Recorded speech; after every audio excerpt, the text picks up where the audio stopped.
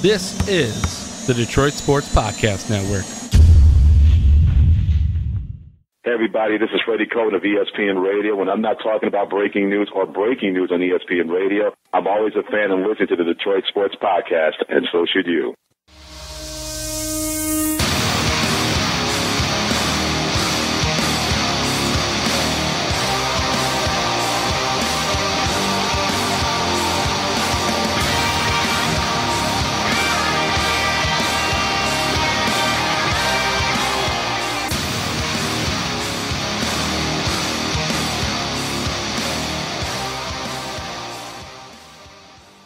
Welcome in, everybody, to the latest edition of Doc and Jock. I am the Doc, John Macaroon. Joining me, my cousin Adam, the Jock Strozinski. The best part is, everyone's been coming up to me knowing that you live out there in Indiana. They're like, how are you doing the podcast? Well, it kind of lends me to basically think that you're not really listening, because if we have guests over the phone, that it makes it really easy to talk to Adam. I just call him up, and he shows up on the podcast. So it's a real good time. Look, football's back. Adam and I had an opportunity to watch game one of the preseason. I know many of you will say, what? Why would you do that? Look, Adam and I love football. We love breaking it down. This show this week will be abbreviated, a little bit shorter, because the Doc has to take a vacation, man. He's been going hard in 2019, and he needs a week off. So we're recording this a little bit earlier in the week, but it's going to be a great episode. And you deserve it. Heck you yeah. deserve it. Heck yeah, man. A week off, try to detach a little bit, go off the grid for just a little bit, and then come back strong, super strong, to kick off the NFL season. But you and I both know we watched that opening game, and we're like, what the hell are we watching? And I'm not one of those guys that's like, oh, it's meaningless, because, look, wins and losses are meaningless in preseason, but how your team looks, there's a lot to talk about. And the biggest thing that I know you saw, too, is that maybe the depth on the Detroit Lions is not as good as we all thought it was. Yeah, absolutely. That was the one thing I took away from that awful, awful loss. It's when you look at a team like New England, you can totally tell that that team can win games without having their starters. You know, look, Tom Brady didn't play. Most of New England's starting lineup didn't play. They were missing key starters on the defense and on the offense, and yet they were able to run a train on the Detroit Lions. And to me, that's the biggest takeaway. That's the one thing you can take away from that game. Everything else, what are you going to take away from it? It's a preseason game. Most of your starters didn't play. It was a lot of second-tier players that played. And it's kind of what it is. You're just looking for guys to win position battles. You know, there were some good things that came out of that game. The final score definitely wasn't one of them, and the overall performance definitely wasn't one of them. But it's something for this team to build on. It's something for this team to look forward to and to work at. Look, the New England Patriots for over a decade now, going on probably 2 decades, have been the gold standard in the NFL. They have been the team to compare yourself to. You've just seen how far away the Detroit Lions are. They're a million miles away from where New England is. And I don't think any of us, I know you didn't, I know not me for sure, expected this team to be in the same realm as the New England Patriots. But you did want to see them go out, and you did want to see them compete, and you really didn't see that. Exactly. And I think that was what you took away from it. Yeah, exactly. And that's the thing that I think you and I and people that were frustrated, because remember, people paid hard-earned money to go out there, and after the first half, the Lions were booed off the field. When do you hear about a team that gets booed off the field in the preseason? That's unheard of. Well, why did that happen? Because of the fact that a lot of the effort plays weren't there. The Lions looked disorganized. The Lions looked like they didn't have any energy. They made a lot of mistakes. And unfortunately, there was a major injury to a guy that was competing to be the 3rd or 4th wide receiver. So all in all, that first half was terrible. Now look, everyone knows the starters didn't play. Everyone knows that a lot of the offensive line only played a couple of series. So we all know that. But at the end of the day, with the Detroit Lions, everybody should look at them with a skeptical eye and make them prove it to you. What on earth gives the Detroit Lions any credibility with anybody? So when everyone comes out, and the writers and the people that are there every day, and they're like, it means nothing, I totally disagree. I must, maybe you and I stand on the other side, or me personally, I stand on the other side, and I'm screaming, and I'm like, look, the Detroit Lions don't have a resume. They don't have much to go on. So every opportunity that they have to step on the football field, put on good tape. You know what I mean? So, and what people say is that their premise is, well, look, these guys are scrubs and they're backups and they're not going to be on the Lions anyway. Isn't there a certain level of competition? These guys should want jobs. Some of these guys should stand out. So if you're telling me that, the Detroit Lions bring in a bunch of guys that when it's go time, when you turn on the lights, they don't do anything. That's what's competing in training camp. Those are the guys that the offense is going against. And so if you use logic, okay, and you just talk your way through this, if you're bringing in scrubs that can't practice against your ones, why are they there? What are they trying to do? Because then in essence, when you're practicing, you're not really trying to get better. That's the whole key. Every opportunity for the Lions to go out there and make good plays and not mess up is an opportunity to get your football team to be better. And so it's not meaningless. It's not meaningless when a lot of guys go out there and don't look like they know what they're doing, or when the backups of the Patriots make you look like your squad doesn't belong on the field. Look, we don't need them to win. It's fine, but you needed them to compete. You needed them to make plays. You didn't need your cornerback that you drafted in the 5th round to get punked. So that's the stuff that I think is more valuable. And in terms of who impressed me, it was tough, but I look at it and I say Reeves-Maybin is adjusting to linebacker. He made some plays. Obviously, the running back who has speed, Ty Johnson, made some plays. So I'm looking at them, but who disappointed me? The entire defense. They didn't really look like they had a lot of pressure going on. They didn't look real organized. And obviously, when you see Brian Hoyer and a bunch of backup quarterbacks, score touchdowns left and right, you're just like, man. And at the end of the day, all I can say is the loudest cheers at Ford Field was for some fan who ran on the field and dove into the end zone, and for Chase Winovich, who got a couple sacks. So you look at it and you say a lot more could have been put on tape in preseason game number 1. For me, the people who really impressed me, Miles Killebrew, I think, took a step forward. He looked like he knew what he was doing out there. Ty Johnson, you mentioned Ty Johnson. For having 3 carries, he led the team in yards. He had a couple big gains. He looked good. But Kenny Wiggins and Joe Dowell, both those guys, they're backup tackles. I think they both played pretty well for the most part. And as far as who disappointed me, I was disappointed with the entire offense. You're going to go with the entire defense. I'm going to go with the entire offense. The offense had just over 21 minutes of possession. New England almost doubled your amount of time of possession. So that means you couldn't get drives going. You couldn't get out of the blocks. You couldn't get out of your own way. They couldn't earn 100 yards. They couldn't earn 100 yards. I know. Was it 96? Absolutely horrible. So for me, it was the entire offense. And this is supposed to be some newfangled offense, some offense that's supposed to help these quarterbacks and take some pressure off them and build around a run game when your run game couldn't get going. So for me, the offense was absolutely abysmal. But it's preseason game 1. All right. A lot to learn from, a lot to build from. I think this team has to kind of reevaluate what it's got going on, and it's going to have to do something better with some of these players. Will it look better and will it look different come game 2? Absolutely. I think so. I think you're going to see guys like Matt Stafford. You're going to see a lot of your starters incorporated into this. You're going to see I think it's going to be a different tenor than you had in game 1. I think game 2 is going to be totally different. And I think when we come back and we reconvene next week and we're gonna break down the preseason game, I think it's going to be a lot different. I'm curious as to how this team adjusts, though, because you lose a guy like Jermaine Kearse, right? He was brought in to be your 3rd or your 4th wide receiver and to kind of put some pressure on that group and to help challenge and to be a veteran voice and a leader in that room. And now he goes down with a devastating injury. How does this team now rebound? Who's going to be the guy who's going to kind of take up that mantle? Who's going to be the one who's going to pick up and basically elevate their play? That's what I'm really curious. And I really want to see that come game 2. I think a guy like Powell could really take hold of that position and take hold of that role. But I'm not sure if he does it. I just don't know. Exactly. Guys like Powell, guys like Danny Amendola probably will be utilized more as a security blanket, the tight ends.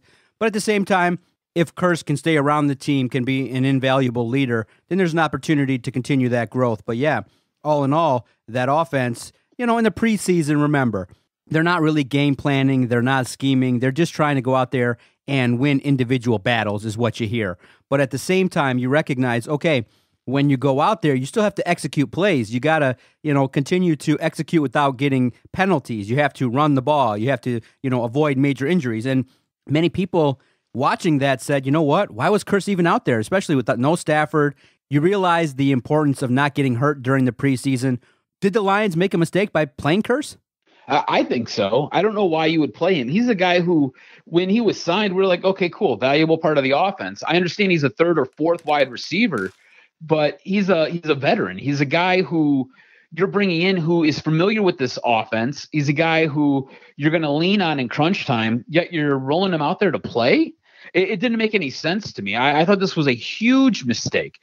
Just like I didn't understand why Darius Slade was out there playing. There's no need for these guys to be out there in game one to play.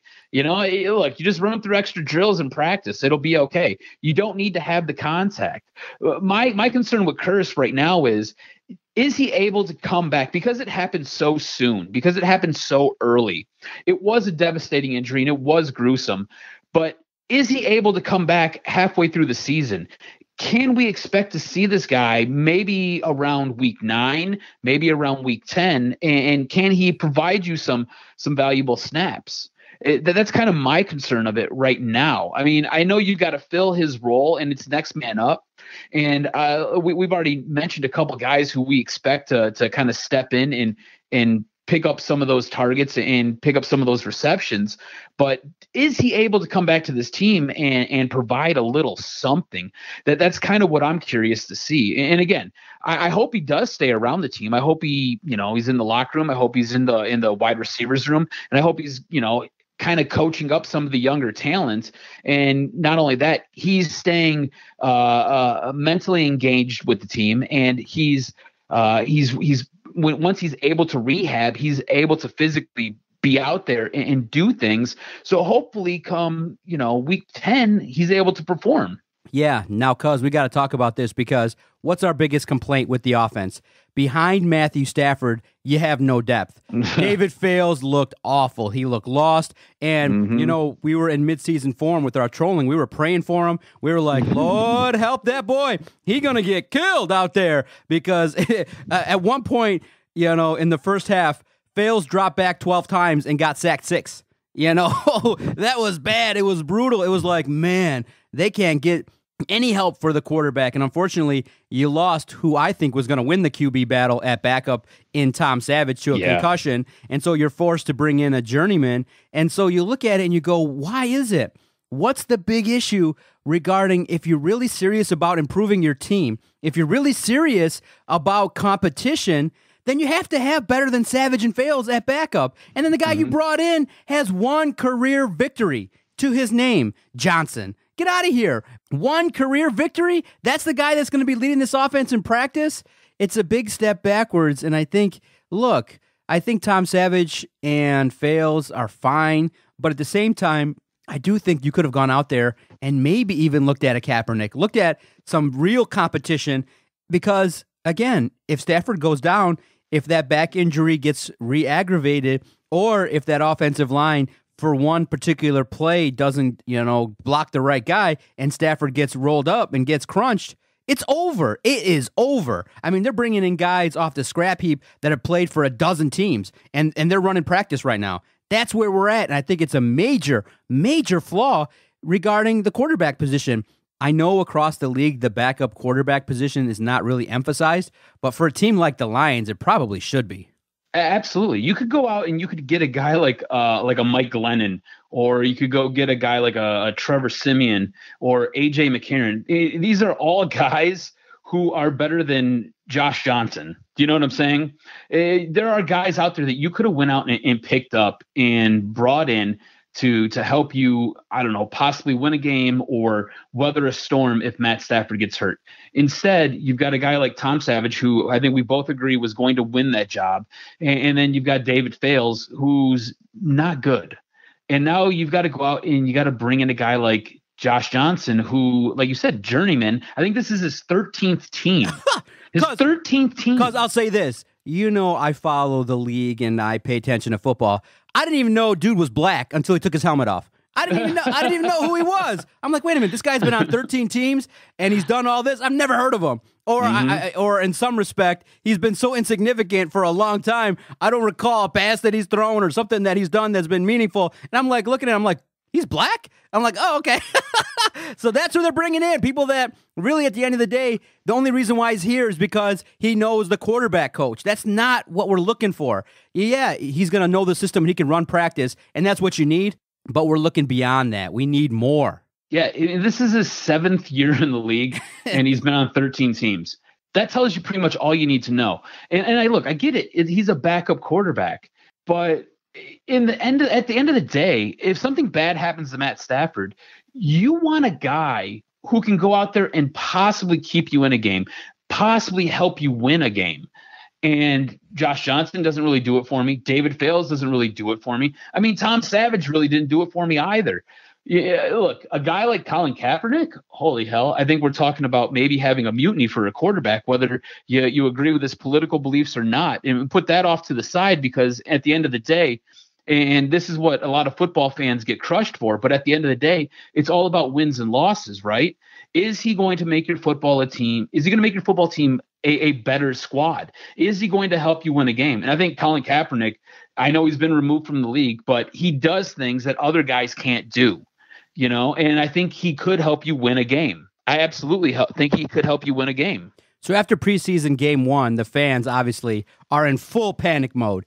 Now, obviously, we have some level of, being able to be calm and have some ability to be rational, but definitely we have more concern than some of the writers do. But at the same time, did the fans overreact, booing the team and realizing that, some of them are saying, look, here we go, same old Lions. I can see why some predictions had them going 3-13. Did the fans overreact, or, you know what? Like I've been saying, I think they should panic all the time until the Lions show you some level of competency. You should always be panicked, always with the Lions. I don't think you should panic because, again, it's preseason football, man. Again, we just spent, 20 minutes talking about how this team didn't have starters out there. It was backups. You should be concerned because the depth isn't there.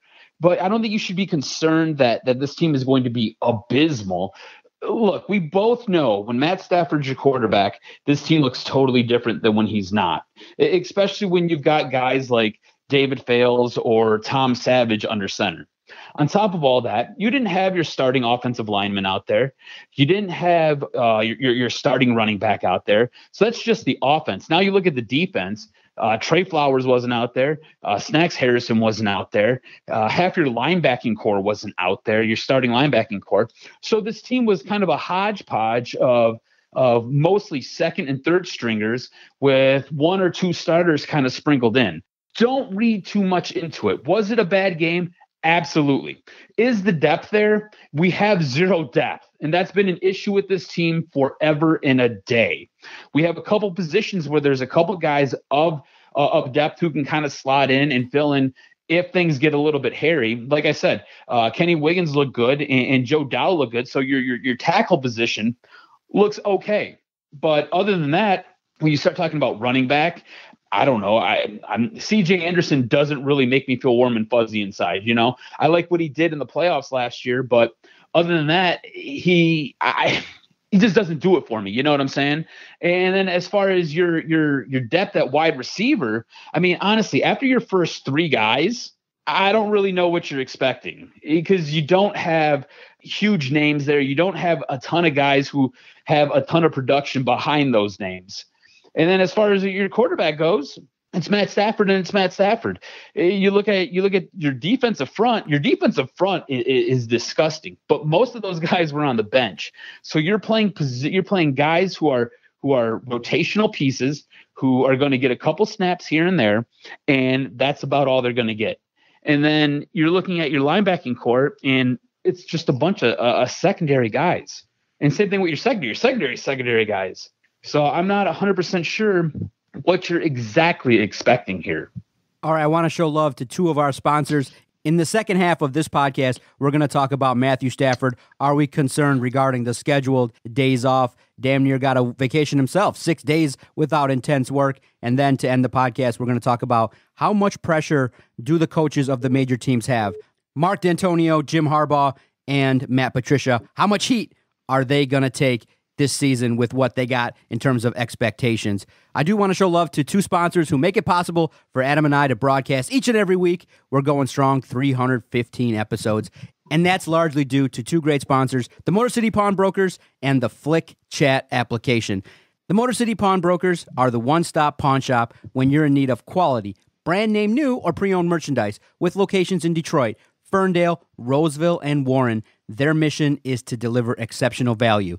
For all information and to see and find out and discover all the deals that are going on this week, go check out MotorCityPawnbrokers.com. That's the MotorCityPawnbrokers.com. Now, if you want to extend the conversation, if you've agreed or disagreed with anything that Adam and I have said on this podcast, if you're like one of those writers that says, hey, I don't even care to watch the preseason, why are you spending a whole podcast talking about it? Definitely head on over and join Flick. It's a great place. It's Detroit Sports' newest headquarters. It's where we go to chat during great wrestling events, during all the preseason games. It's super easy. All you got to do is go to your favorite app store, whether it be Google or via Apple if you're an iPhone guy. All you got to do is type in Flick Chat, and once you join the Detroit Sports headquarters, make your own topics, and you can chat and get in on the conversation. It's really easy. Even a guy like Adam can figure it out and get in and message once a week and get his takes in. If you have a hot take, definitely feel free to share it. All opinions are welcome. It's a great place to chat with other Detroit sports fans. We've got 100 members now, and we're growing strong. I look forward to talking to each one of you over there via Flick. All right, cuz, this week, as a result of, the preseason schedule, Matt Patricia comes out and addresses the media every day. And he said, look, Matthew Stafford, back in July, we discussed how we're going to use him. They gave him 6 days off without serious throws, and he did not take a snap in the preseason game, had this weekend off. Stafford has Monday off as well with the other players. Monday is an off day, and so you look at it and you go, well, since when does a starting quarterback in the National Football League need load management? It's not really heard of because of the fact that Stafford's 31. So are you concerned at all? This is a smokescreen that they had to actually plan this? Or are you saying, you know what? They're actually using an advanced strategic method. Do you think the Lions are trying to be smart here and they're trying to have Stafford peak at the right time? Are you concerned at all? Or are you like, you know what, Patricia? Definitely, Stafford's worthy of some load management. Who the hell cares if he takes a week off? I thought you were trying to line your vacation up with Matt Stafford. Right? It looks like you got your times mixed up and you missed it by a week. Look. The one thing about Matt Stafford, and you go back and you kind of look over his history, as the season wears on, he tends to get nicked up, tends to get banged up, and he usually fades sometime around, week 14, 15, 16, 17. He's usually done. So I think this is smart. He's over 30 now. This is a way to help preserve his body. It's a way to help protect him. And this is a way to, as you kind of make your way into the brunt of the NFL season, this is a way to help ease your quarterback into his role. I don't really have a problem with it. I think 6 days is a little bit excessive. But that being said, if that's what they decided and that's what they agreed upon, then sure, why not?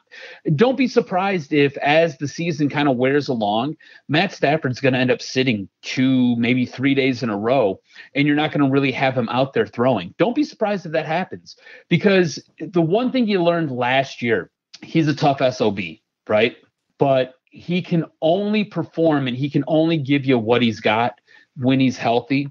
And a healthy Matt Stafford compared to a banged up Matt Stafford is 180 degrees difference. See, now, right?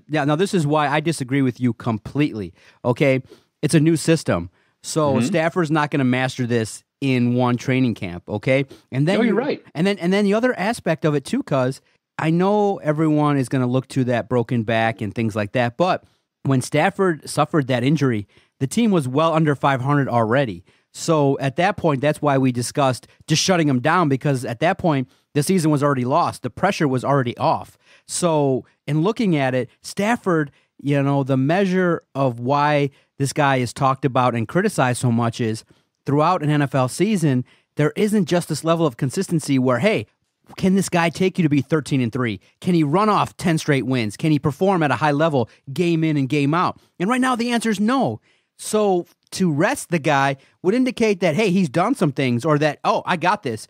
This is an offense that we all know is going to be predicated on the run. But eventually speaking, solid defenses in the most critical moments are just going to load up 8 in the box, and they're going to make Stafford beat you.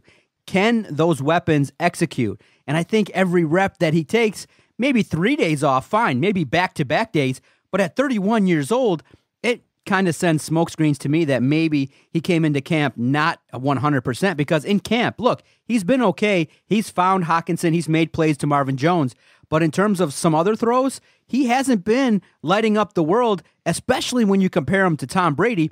Tom Brady went almost an hour and a half without one of his receivers dropping the ball. Every pass was pinpoint. Every pass was leading the receiver to where they needed to go. Every pass was perfect for a large stretch of time. And when you compared that to what we saw with Stafford, it looked a little different. So I'm a guy that says, yeah, fine, give him days off, but not 6, 2. That's all he should need, especially when you got a guy like Josh Johnson running your offense and David Fales. So this week, when you look at it, joint practices with the Texans, are they really going to get better without Stafford? No, so he's going to be there.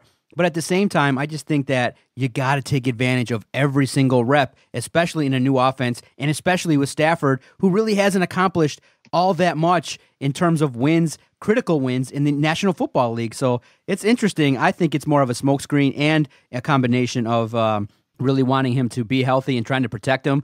But I think at this point in time, you got to ride that pedal all the way to the ground. If he can't do it, next man up. This is football, baby. And if you can't handle it, it's time to move on. But if Stafford goes down, you just said your season's screwed, right? So why not ease him into the season? On top of that, he's at camp. He's reviewing plays. He's looking at charts. It's not like he's not putting in effort or doing work. He's just not throwing the football, and he's not out there running plays. But he's on the sideline looking at what's going on, and sometimes you can learn just by kind of watching and seeing. You know what I'm saying? That's why when you're in school, you have a teacher who will normally show you a video about something. I mean, you remember sex ed class, right? They sat there and they didn't put a porno on, but they showed you a video, showed you how a baby was born, showed you how to make that baby, right? You know what I'm saying? So you're like, okay, just watch it and observe, and it'll happen. What I'm saying is, don't act like he's not there putting in the time or putting in the effort or he's not working, because he is on the sideline. He does have charts in his hands. He does know what the play call is. He is watching what takes place out on the field. So he knows where his receivers should go. He knows what the blocking scheme should be. He knows where his running back should be. He knows where his protection should be. He's there going through all those steps. He's just not in the pocket, and he's not the one taking the hit, and he's not the one feeling the pressure. He's just on the sideline. It's just kind of like a rest day. You know, when you were in school, we had what were called PDS days. It basically was like a late start. And what it was there for, what it was designed for, is it was like every other Wednesday, you got to go into school at 10:30 instead of starting at your normal 7:30 start time. So it basically pushed everything back 3 hours, cut all your classes in half by about 20-25 minutes. And it was a shortened day. And the whole point of it was, there were studies done that show that cognitive learning for young people is accelerated when they're allowed to have one day out of every 10 where they could sleep in a little bit. And it was just a day to allow us to sleep in, and then allow the teachers to be able to get work and stuff done. So this is like him sleeping in, is what I'm saying. It's him learning, but it's him sleeping in. God, basically on the sideline. That's so funny. I would have loved that, but my parents took the approach of like, no, we want you to be like the Asian kids there, where if you have some time, off, you're going to get triple the work. So what I was doing was go to school, come home, and then do some math, and then do some extra math problems, and then do some more. floor and stuff at home. So my free time was like, let's count some pennies. Let's do this. Let's do that. I'm like, okay. It was cool. It was extra work that I did. So, no days off for me. No doubt about it. But Look, I had a bunch of AP classes myself. Yeah, like, me too. When I sent all my stuff off to colleges, they were like, oh, you already had this class. And I was like, yes, I did. Everything but the math. The math screwed me. It was a good thing my aunt was a teacher. She tutored me for math.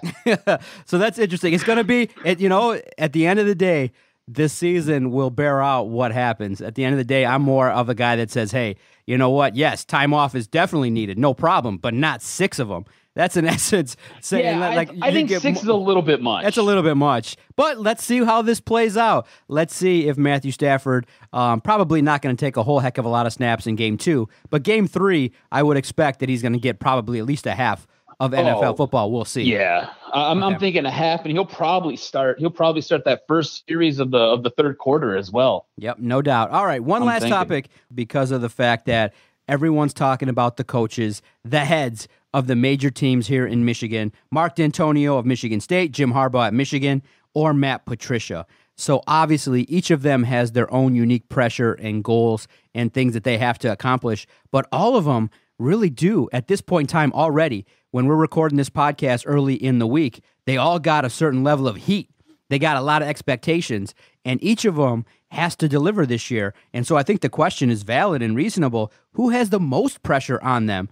For me, I would say it's Matt Patricia, because of the fact that it's year 2, coming off of your expectations. There's a lot of hype that this guy's the real deal. This guy comes in with expectations. He comes in with, hey, you're from New England. It doesn't take 10 years to build a program in New England. And you come in and you completely have this upheaval, and a lot of the players did not like it. You come out and you have, a 6-win season, and many people were not happy with the manner in which you conducted yourself. Now, it appears he's learned, and it appears that he's better, but the last tape that we all see looks like a bunch of backups that didn't want to be there. They had low energy. They didn't want to perform, and they didn't perform to the level of the New England Patriots. And so I was debating this with somebody online. I said, yeah, it did kind of look like the Lions were like a sparring partner, like they were just set up there to take a ass whooping from the big dog, and that's not what we were looking for. The purpose of joint practice is to get better.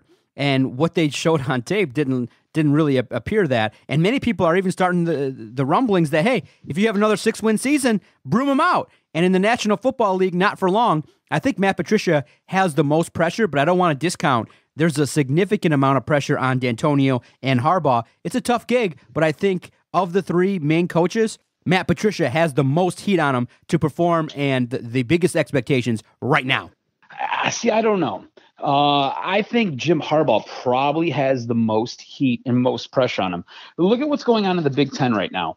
You've got Ohio State with a brand new head coach. All right. They've got a brand new quarterback. Jim Harbaugh has been brought in to win a national championship and has underperformed the last 3 years. So now you want to factor in Dantonio having basically moving all the deck chairs around in his coaching staff. And if you look at what's going on in the Big Ten, does anybody really scare you? Nobody. And you look at his schedule. He's got a ton of home games this year. He should win pretty much damn near every single one of them. The only one that I've got a question mark by is the Notre Dame game. So I think it's Jim Harbaugh who's got the most pressure out of everybody right now. And then after that, it's probably Matt Patricia. And with Matt Patricia, again, it's like you said, he came in, he basically threw all those deck chairs all over the place, and he ended up with a 6-10 record. So there is some pressure there for him. But honestly, it's one of those things. We just talked about this team not having the depth. Him not having depth, is that his fault or is that Bob Quinn's fault? You know what I'm saying? And I feel like Bob Quinn and Matt Patricia are connected at the hip. I think if one goes, the other one's going to go as well.